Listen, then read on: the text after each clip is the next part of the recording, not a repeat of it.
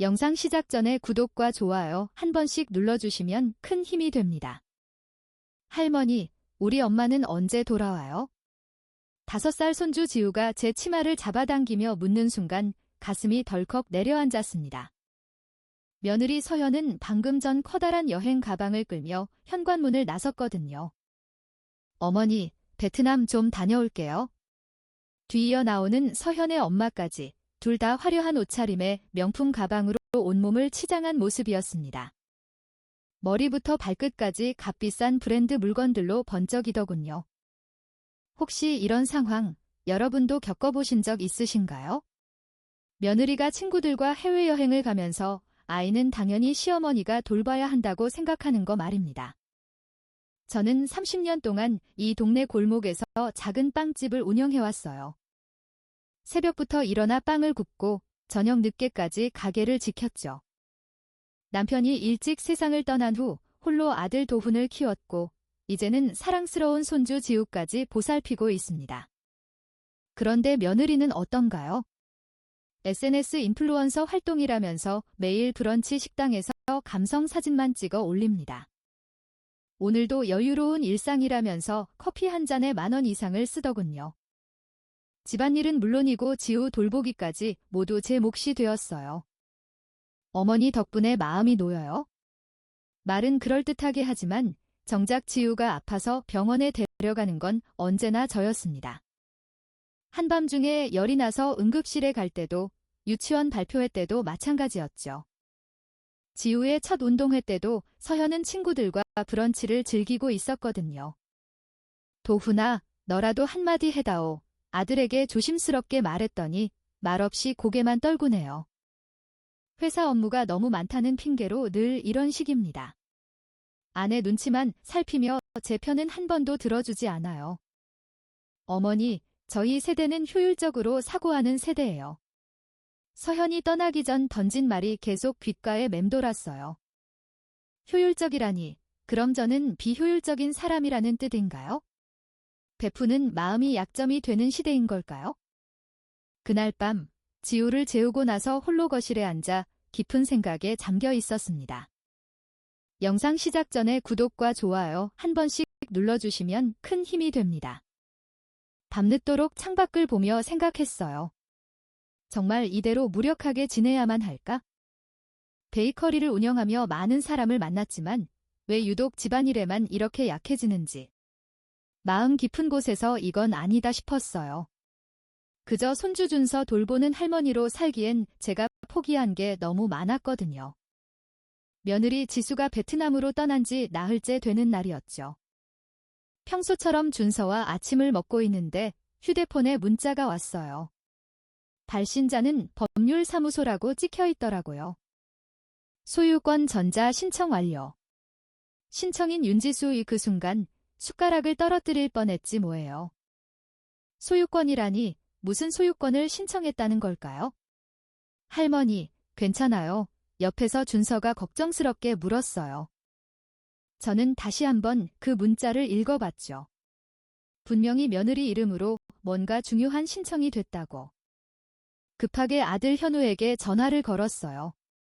현우야, 지수가 무슨 소유권 신청을 했다는데? 응. 뭔 소리야, 엄마? 스팸 문자 아니야? 지수는 지금 베트남에 있는데 무슨 소유권 신청을 해? 전화 너머로 현우의 당황한 목소리가 들렸어요.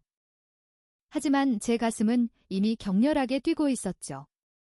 빵집 30년 장사로 단련된 제 직감이 뭔가 심상치 않다고 경고하고 있었거든요. 저는 곧바로 준서 손을 잡고 구청 민원실로 달려갔어요. 거의 뛰다시피 했죠. 직원에게 우리 집 주소를 말하며 등기부등본을 떼달라고 했어요. 직원이 화면을 보더니 고개를 갸웃거리는 거예요. 어머니, 이거 어제 소유권 일부가 이전됐는데요. 그 말에 제 정신이 아득해지는 듯 했어요. 집 지분 중 일부가 윤지수 씨 명의로 넘어갔습니다. 어제 오후 2시에 전자등기로 접수됐네요. 어제 오후 2시라면?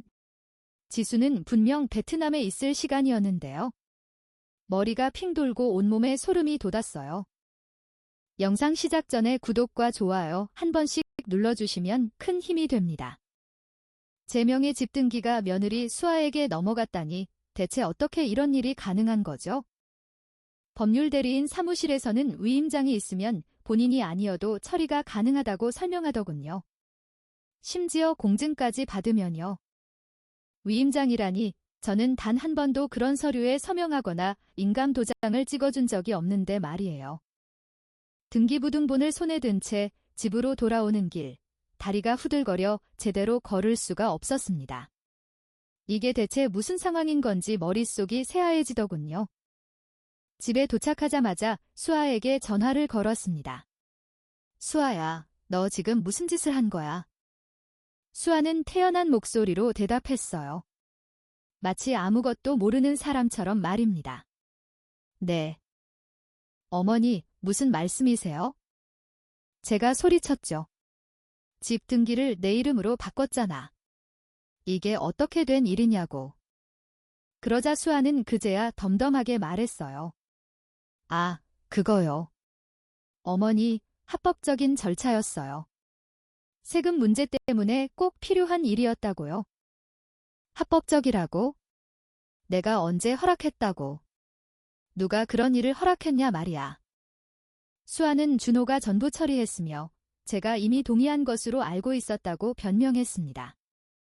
전화를 끊고 나니 온몸이 사시나무 떨리듯 흔들렸습니다.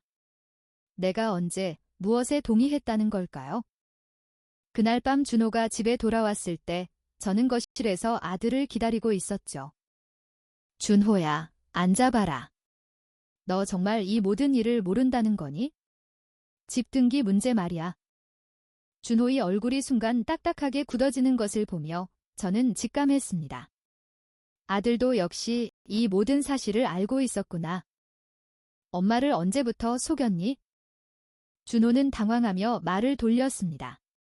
속인 게 아니라 세금 문제 때문에 어쩔 수 없이. 세금. 무슨 세금인데? 준호는 머뭇거리며 털어놓았습니다. 수아 엄마가 상속세 절세 방법이라고 하더래요. 미리 증여를 해놓으면 나중에 세금을 덜 낼 수 있다고. 그 순간 모든 것이 명확해졌습니다. 이 모든 끔찍한 일들이 수아의 엄마, 즉 제 사돈이 꾸민 계략이었던 것입니다. 돈에 눈이 멀어 이런 파렴치한 짓을 꾸몄다는 생각에 분노가 치밀어 올랐죠. 다음 날 아침, 저는 더 이상 지체하지 않고 바로 행동에 나섰습니다. 등기부등본에 적혀있던 법률 사무소 주소를 찾아갔습니다. 저기요, 제 집 등기를 누가 마음대로 바꾼 건가요? 저는 떨리는 목소리로 물었습니다. 법률 사무소 직원은 저를 위아래로 훑어보더니 차갑게 대답했습니다. 어르신, 모든 것은 정식 절차를 거쳐서 처리된 겁니다. 위임장도 공증을 받은 것이고요. 영상 시작 전에 구독과 좋아요 한 번씩 눌러주시면 큰 힘이 됩니다. 법률사무소 직원이 내민 서류에는 제 도장이 선명하게 찍혀 있었지만 저는 당혹감을 감출 수 없었습니다. 그 어떤 위임장에도 서명하거나 인감 도장을 찍어준 기억이 제게는 단 한순간도 없었으니까요. 직원은 이건 공증까지 마친 정식 서류라 어르신께서 함부로 위조라고 말씀하시면 안 됩니다. 라며 차갑게 대꾸했습니다.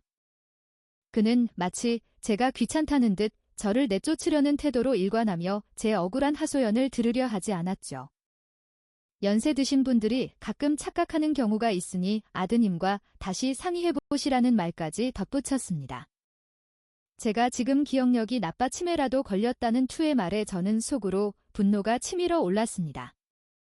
집에 돌아오자마자 아들 태수를 붙잡고 대체 언제 위임장을 작성했는지 거칠게 추궁하기 시작했습니다. 태수는 어색하게 웃으며 엄마, 기억 안 나? 지난달에 지혜가 서류 정리한다면서 몇 장에 도장 찍어달라고 했잖아 라고 말했습니다. 그제야 퍼즐이 맞춰지는 듯 모든 상황이 명확해지면서 저는 경악할 수밖에 없었습니다. 며느리 지혜가 보험 관련 서류라며 건넨 종이들이 바로 이 불법적인 위임장이었던 것입니다. 태수는 저를 회유하듯 엄마, 오해하지 마. 우리 가족 재산 상속세를 줄이려고 한 일이었어 라고 변명했습니다. 제 집을 몰래 다른 사람 이름으로 바꿔놓고는 오해라고 하다니 피가 거꾸로 솟는 기분이었습니다. 그날 며느리 지혜가 베트남에서 전화를 걸어와 제게 왜 그렇게 민감하게 반응하냐며 태연하게 되묻더군요. 예민하다고? 내 소유의 집을 멋대로 처리해놓고는 오히려 저를 이상한 사람 취급하는 뻔뻔함에 할 말을 잃었습니다. 가져간 게 아니라 합리적으로 자산을 관리하는 거라고, 어머님도 나중에 상속세 부담을 줄일 수 있어 좋지 않으냐는 궤변을 늘어놓았습니다. 또 그놈의 합리적이라는 핑계, 반복되는 그 말에 저는 정말이지 지쳐갔습니다. 그럼 나중에 다시 제 명의로 되돌려줄 수 있느냐고 묻자 수학이 넘어는 잠시 정적만이 흘렀습니다. 이윽고 들려온 대답은 법적으로 절차가 복잡해서 어렵다는 애매한 회피뿐이었죠. 그 순간 저는 심장이 쿵 하고 내려앉는 듯한 충격과 함께 확실히 깨달았습니다. 이들이 제 집을 정말로 가로채려 한다는 것을, 더 이상 물러설 곳이 없다는 것을요. 그날 이후 저는 완전히 다른 사람이 되기로 결심했고 제 안에 숨겨진 투지가 솟아나기 시작했습니다. 빵집을 30년 넘게 운영하며 수많은 사람들을 겪으며 얻은 삶의 지혜와 경험이 지금 발휘될 때라고 직감했습니다. 제가 제일 먼저 한 일은 모든 것을 기록하기 위한 작은 메모 수첩을 사는 것이었습니다. 영상 시작 전에 구독과 좋아요 한 번씩 눌러주시면 큰 힘이 됩니다. 미자는 작은 수첩에 며느리 지혜와 그녀의 친정엄마가 보였던 모든 행동들을 날짜와 시간 순으로 꼼꼼히 기록하기 시작했습니다. 어르신, 요즘 부쩍 무언가를 기록하시던데 무슨 일 있으신가요? 아파트 박 경비원님이 미자에게 조심스럽게 물어왔습니다. 미자는 박 경비원님에게 며느리 지혜와의 힘든 상황을 간략히 털어놓았습니다. 아, 그런 힘든 일이 있으셨군요. 제가 도울 수 있는 일이 있을까요? 박 경비원님은 선뜻 경비실의 출입 기록부를 보여주었습니다. 그 안에는 지혜의 친정어머니가 심상치 않게 드나들었던 기록이 고스란히 남아 있었습니다. 지혜가 베트남으로 떠나기 전날에도 왔다 갔다고요? 대체 무슨 목적으로 왔던 걸까요? 미자는 충격에 잠겼습니다. 미자 이모, 웬일로 여기까지 오셨어요? 빵집 단골이었던 은행 윤 팀장님을 발견한 미자는 속으로 안도했습니다. 미자는 조심스럽게 자신의 통장 내역에 이상이 없는지 확인해달라고 부탁했습니다. 이모, 원칙적으로는 어렵지만 혹시 급한 일이세요? 미자의 다급한 표정에 윤 팀장님은 결국 속사정을 듣게 되었습니다. 이모, 이거 심각한 문제예요. 요즘 가족 간의 재산 사기가 얼마나 많은데요. 되돌려주겠다며 명의만 옮기고 잠적하는 사례도 빈번해요. 윤 팀장님은 미자의 통장 내역을 확인하다가 경악했습니다. 이모, 세상에. 지난달에 거액이 인출되었네요. 3천만 원이요. 미자 몰래 3천만 원이라는 큰 돈이 빠져나간 것이었습니다. 3천만 원이요. 언제 제 돈이 빠져나간 거죠? 그 돈은 지혜의 계좌로 인터넷 뱅킹을 통해 이체된 것이었습니다. 인터넷 뱅킹이요? 저는 그런 거 할 줄 모르는데. 미자는 믿을 수 없다는 표정을 지었습니다. 집에 돌아온 미자는 아들 태수를 거세게 추궁했습니다. 태수야, 내 통장에서 거액이 빠져나간 걸 너도 알고 있었던 거야? 설마 또 상속세니 뭐니 하는 핑계만 대지 마. 태수는 결국 모든 것을 실토했고 지혜가 급하게 쓸 돈이 필요하다고 해서요. 엄마애라며 변명했습니다. 그 급한 돈은 다름 아닌 지혜의 베트남 여행 경비였음을 알게 된 미자는 충격에 빠졌습니다.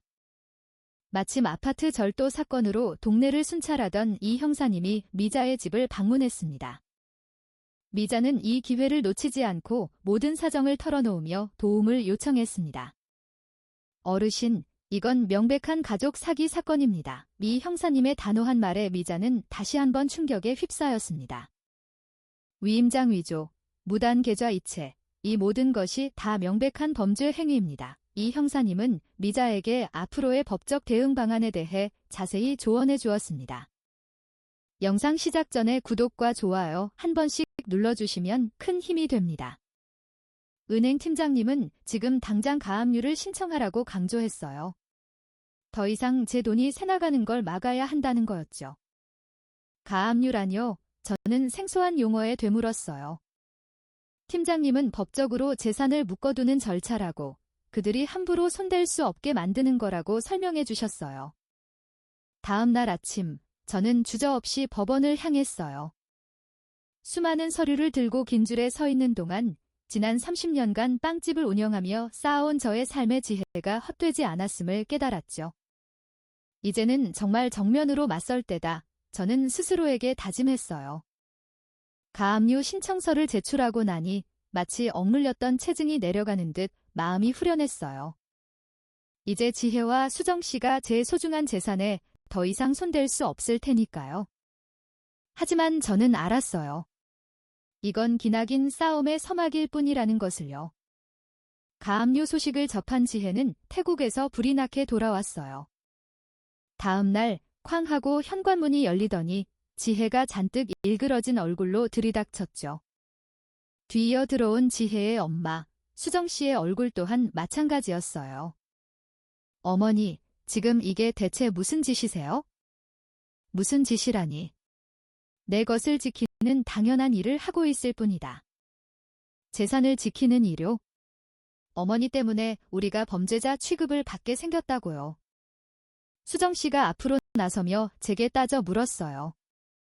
미자 씨, 우리가 뭘 그렇게 잘못했다고 이런 식으로 사람을 궁지로 몰아요? 잘못한 게 없다면 왜 재산을 묶어야 할 상황이 온 건가요? 전 그저 법이 정한 절차대로 한 것뿐입니다. 수정 씨의 목소리가 점점 더 높아졌어요.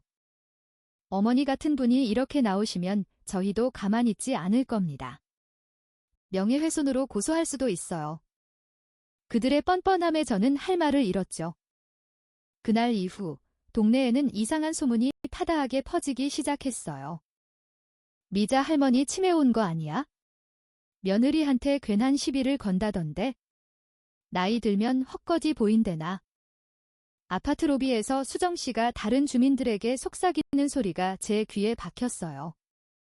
저희 어머니가 요즘 기억력이 영 좋지 않으세요. 본인이 동의한 내용도 다 잊어버리시고. 이게 지금 무슨 망발이야. 제가 따지려 다가가자 주민들은 저를 의심스러운 눈초리로 쳐다보기 시작했어요. 배신감과 억울함에 가슴이 미어져 왔습니다. 영상 시작 전에 구독과 좋아요 한 번씩 눌러주시면 큰 힘이 됩니다. 제가 정말 치매라도 걸린 노인 취급을 받다니 은행에 들렀을 때도 어찌나 기가 막히던지요. 주희 씨, 괜찮으세요? 나연 씨가 오셔서 어머님 건강을 몹시 걱정하시던데요. 무슨 소리니? 기억력이 전 같지 않다고 병원 검진을 받아보는 게 어떻겠냐고 말씀하셨어요. 며느리가 은행원에게까지 저를 치매 환자로 몰아갔다니 정말 어이가 없었습니다. 급히 강 형사님께 연락했어요. 강 형사님, 가압류 신청은 어떻게 됐나요? 어머님, 죄송하지만 가압류가 기각되었습니다. 뭐라고요? 상대 측에서 어머님께 정신적인 문제가 있다는 허위 진단서를 제출했어요. 치매 의심 소견서 때문에 법원에서도 판단 능력에 의문을 제기하며 기각 결정을 내렸습니다. 전화를 끊자마자 온몸에서 힘이 쭉 빠져나가는 것 같았죠. 그들이 얼마나 치밀하게 이 모든 일을 계획했는지 뼈저리게 깨달았습니다. 그날 밤 아들 준혁이가 조심스럽게 말을 꺼냈어요. 엄마, 혹시 정말 병원에 가보는 건 어때요? 너마저 나를 의심하는 거니? 아니에요. 그게 아니라 엄마가 건강하다는 걸 증명해야 우리가 이 싸움에서 이길 수 있잖아요. 아들마저 저의 정신 상태를 의심하고 있다니 참담했습니다. 다음 날 아침, 제게는 퇴거 통보서가 날아들었습니다. 집 명의가 바뀌었으니 한 달 안에 이사 나가라는 내용이었죠. 나연이가 차가운 목소리로 말했어요. 어머니, 법적으로는 이제 제 집입니다. 한 달 안에 이사 나가세요. 그 순간 제 가슴이 뻥 뚫리는 듯한 충격과 함께 정말 이 집에서 쫓겨나게 생겼다는 절망감이 밀려왔습니다. 하지만 저는 결코 포기할 수 없었습니다. 손자 서준이가 할머니, 어디 가요? 라고 묻는 순진한 얼굴이 아른거렸기 때문이죠. 그날 밤 우연히 휴대폰을 정리하던 중 뜻밖의 것을 발견했습니다. 지난달 윤 여사가 공항 라운지에서 통화하는 모습을 녹음한 파일이었어요. 처음에는 시끄러워서 무심코 녹음 버튼을 눌렀던 건데 다시 들어보니 예상치 못한 중요한 내용이 담겨 있었습니다. 그래, 계획대로 진행해. 그 늙은이는 아무것도 모르니까. 그리고 배경에는 항공사 안내방송이 선명하게 들렸습니다. 아시아나 항공 521편 승객 여러분께 안내 말씀드립니다. 바로 이 녹음 파일이었습니다.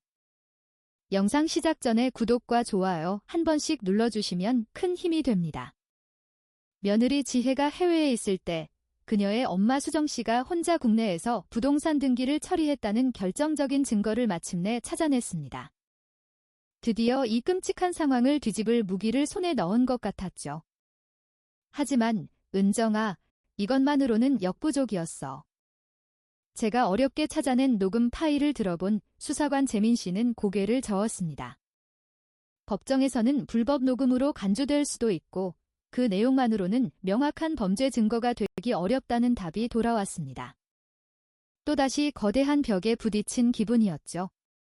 그 사이 상황은 더욱 악화되어 갔습니다. 동네 사람들은 완전히 지혜 편이 되어 저는 치매 걸린 시어머니 취급을 받게 됐어요. 미자 씨, 며느리한테 미안하다고 하세요. 애먼 젊은 사람들 고생시키지 말고. 심지어 아파트 관리실에서도 저를 귀찮아했습니다. 어르신, 가족 문제는 가족끼리 해결하셔야죠. 설상가상으로 30년간 운영해온 빵집의 단골들마저 등을 돌렸습니다. 사장님, 요즘 좀 이상하신 것 같아요. 예전 같지 않으시네요.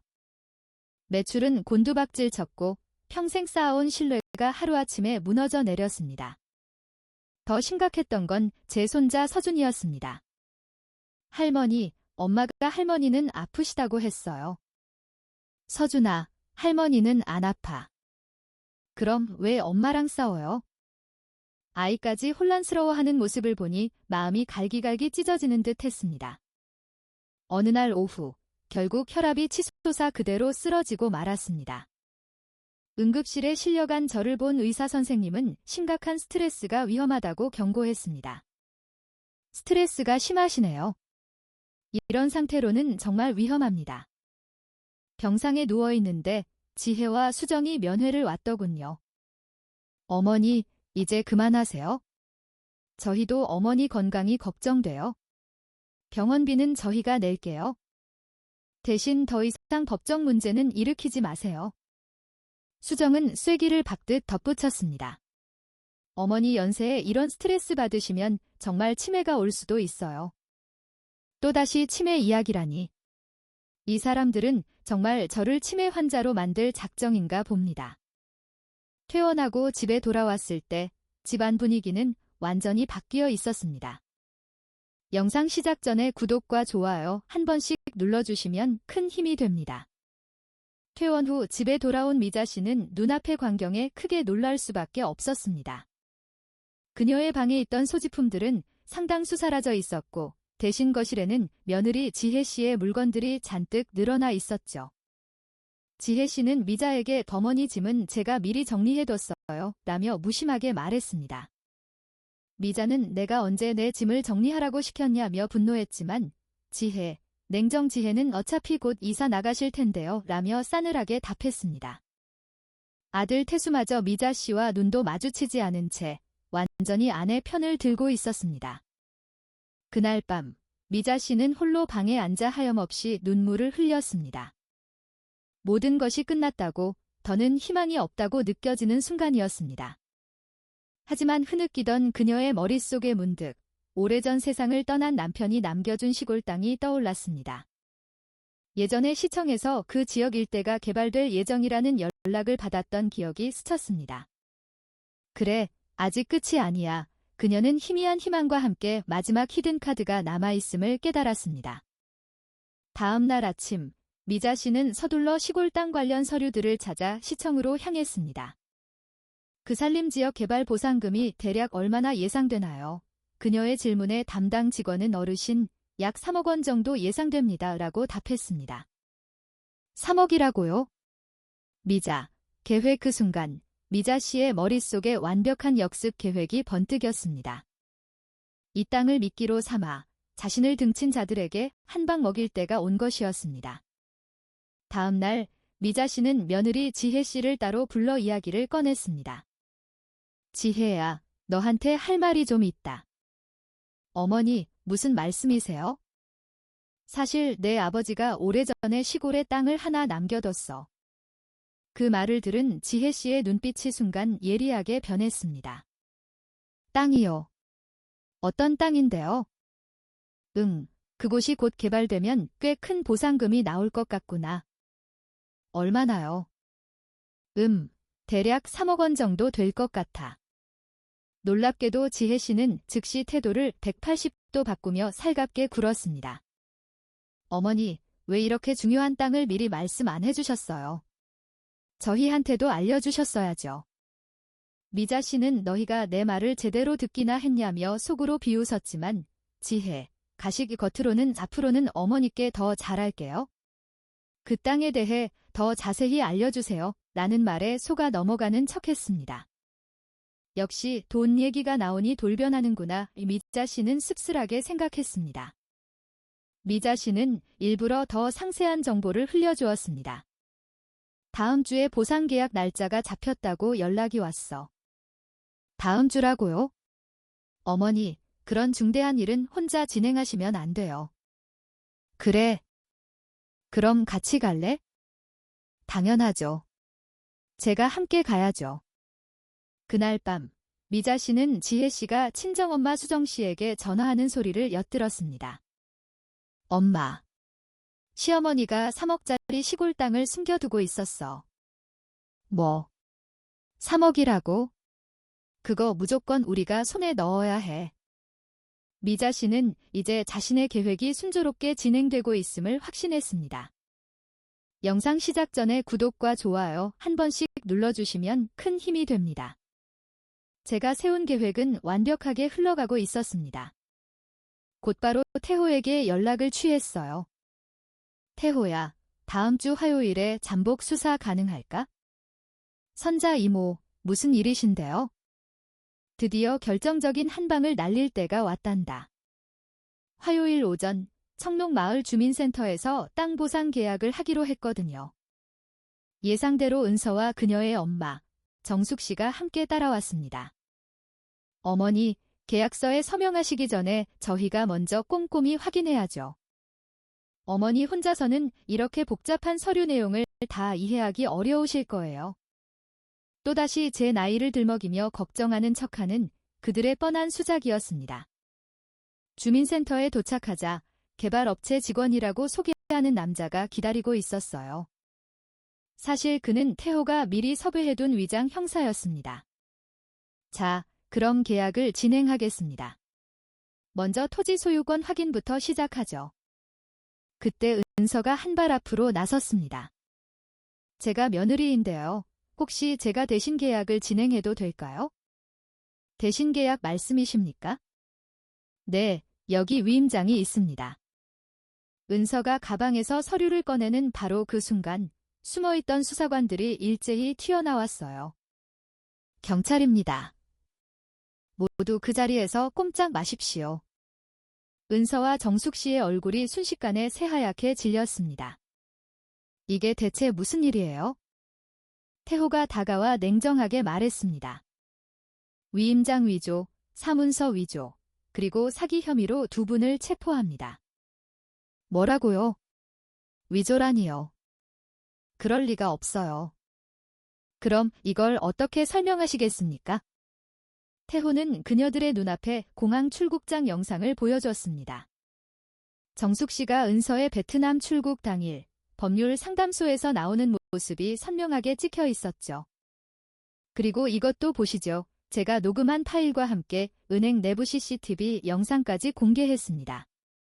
정숙 씨가 제 명의로 인터넷 뱅킹을 무단으로 이용하는 모습이 고스란히 담겨 있었어요. 어떻게 이런 영상이? 이거 함정이었어요. 어머니가 저희를 속인 거예요. 저는 차분하지만 단호하게 그들을 마주했습니다.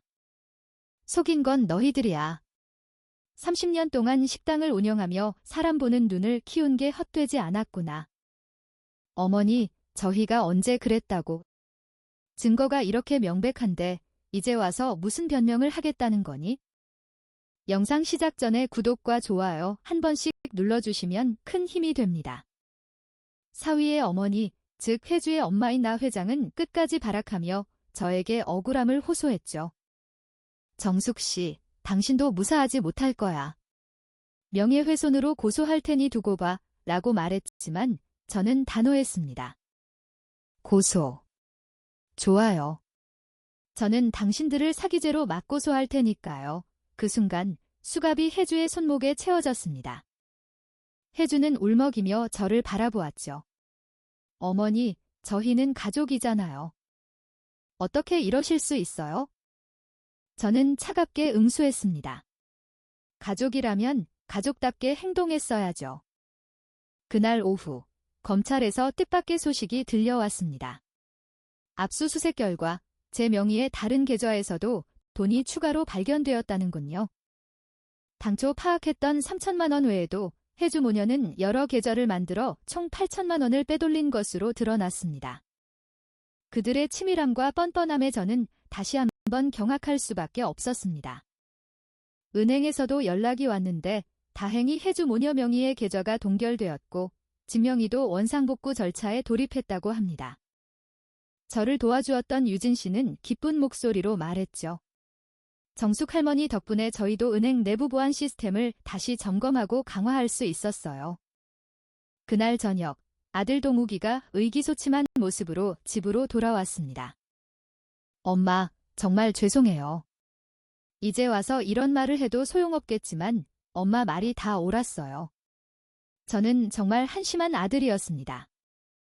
동욱이는 눈물을 흘리며 혜주가 자신의 공인인증서로 수상한 거래를 계속했다는 것을 고백했습니다.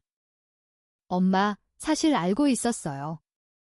그런데 혹시 이혼하게 되면 준영이가 어떻게 될까 봐 너무 무서워서 모른 척했어요. 그래서 엄마까지 속인 거였어요. 동욱이는 계속해서 용서를 빌었습니다. 엄마, 제발 용서해 주세요. 다시는 이런 일 없을 거예요. 저는 긴 한숨을 내쉬었습니다. 동우가 엄마는 내가 행복하길 바라. 하지만 그 행복이 엄마를 희생시켜가며 얻어야 할 것은 아니었잖니. 동욱이는 제 말을 경청했고 알겠습니다. 엄마. 앞으로는 무슨 일이 있어도 엄마 편에 서겠습니다. 라며 굳게 다짐했습니다. 다음 날 동네 사람들이 하나둘씩 저를 찾아와 고개를 숙였습니다. 정숙 씨, 저희가 혜주 며느리의 거짓말에 속아 너무 큰 오해를 했습니다. 정말 죄송해요. 아파트 관리소의 박 팀장님도 찾아와 사과했습니다. 정숙 할머니, 정말 죄송합니다. 할머니 말씀이 다 옳았는데 저희가 너무 늦게 알았네요. 저는 괜찮다고 말하며 그들을 다독였습니다. 다들 처음엔 믿기 어려웠을 거예요. 저라도 그랬을 테니까요. 그리고 일주일 뒤 마침내 법원에서 최종 판결이 내려졌습니다. 영상 시작 전에 구독과 좋아요 한 번씩 눌러주시면 큰 힘이 됩니다. 제 며느리 유진과 그 친정엄마 은영은 각각 징역 2년과 징역 1년 6개월을 선고받았습니다. 제 이름 순옥에게는 모든 피해 금액을 전액 배상하라는 판결이 내려졌죠. 법정에서 그 판결문을 듣는 순간 그동안 짓눌렸던 가슴이 탁 트이는 듯한 시원함을 느꼈습니다. 그날 저녁 손주 하준이가 제게 다가와 조심스럽게 물었습니다. 할머니, 엄마는 언제쯤 돌아와요? 하준아, 엄마는 당분간 집에 올 수 없단다. 왜요? 아이의 순진한 물음에 저는 숨김없이 답했습니다. 엄마가 잘못한 일에 대해 벌을 받고 있기 때문이야. 할머니도 그럼 안 가는 거죠? 하준이의 불안한 눈빛에 저는 굳게 약속했어요. 그럼 할머니는 절대 안 가. 우리 하준이랑 계속 함께 있을 거야. 한 달 뒤, 저는 생애 처음으로 꿈에 그리던 제주도 여행을 떠났습니다. 정겨운 동네 어르신들과 함께였죠. 비행기에 몸을 싣자 스튜어디스의 상냥한 안내 방송이 흘러나왔습니다. 승객 여러분, 제주도에 오신 것을 환영합니다. 창밖으로 펼쳐진 쪽빛 바다를 보며 저는 지난 세월을 되짚어 보았습니다. 30년 넘게 운영했던 작은 식당에서 길러진 예리한 관찰력과 끈기가 결국 제 소중한 재산을 지켜냈다는 것을요. 깨달았죠? 세상의 정의는 결코 공짜로 얻어지는 것이 아니라는 것을요. 그것은 수많은 증거와 용기 있는 행동의 값으로 지켜내는 것이었습니다. 가장 중요했던 사실은 제가 결코 만만한 호구가 아니라 이 싸움의 진정한 승자였다는 점입니다. 이제 저는 하준이에게 부끄럼 없는 누구보다 당당한 할머니로 설 수 있게 되었습니다. 제가 어떤 사람인지를 세상에 똑똑히 증명해 보였으니까요. 오늘 이야기가 흥미로우셨다면 구독과 좋아요로 응원 부탁드립니다. 다음에도 더욱 유익하고 재미있는 이야기로 찾아뵙겠습니다.